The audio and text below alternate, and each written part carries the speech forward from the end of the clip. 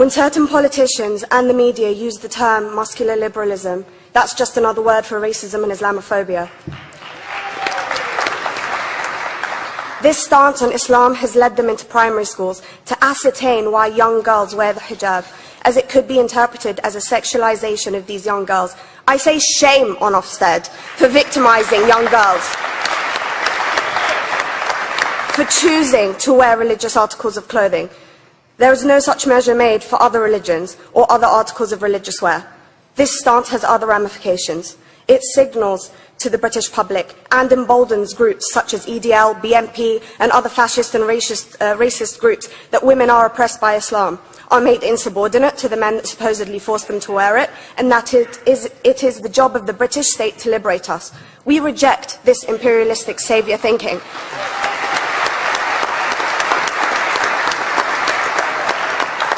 And I am here to state for all people who choose to practice their beliefs openly that we are not oppressed by our faith. Islam is not one homogeneous block. There are Muslim women who do not wear the hijab, and that is their interpretation of their faith. The Quran beautifully states, La ikraha fid din, which translates to, there is no compulsion in religion. My faith has given me the right to choose 1,400 years before the Universal Declaration of Human Rights told me I could. A fun fact for you, conference. My dad didn't want me to wear the hijab. I chose to. Those of faith, thank you. Those of faith should have the right to choose to wear their articles of faith. Sikhs wearing the turban, Jews wearing the kippah, or Christians wearing the crucifix. Practicing my right to freedom of expression through the hijab empowers me and other women like me to know that we are able to make decisions for ourselves.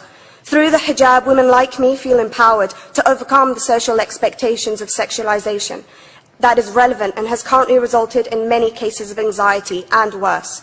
I can speak for myself and others like me. At school, I was able to focus more on the thoughts that were running through my mind than how good I looked to the world. The NUT has supported a woman's right to choose when it comes to pregnancy. I want conference to support my right to wear the hijab.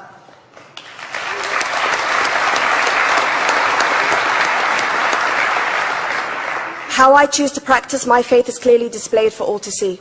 This makes me the target of hate crime. The level of racist attacks on Muslim women is disproportionate to any other oppressed group in British society because we are an easy target. This decision by Ofsted has ramifications beyond the school gates and must be seen in the context of increased attacks on the Muslim community and perpetuates the outdated notion that Muslim women are victims. I was on a trip last year to Hampton Court with my Year 7s, where a man felt comfortable to call me a terrorist. As a Muslim woman, I'm not a victim, so I challenged him. He denied it. I'm sure you've heard of the Punish a Muslim Day. It's been spoken about a few times already this morning. And as a Muslim, I'm actually quite optimistic. They're trying to limit it to one day. That's 364 less than normal.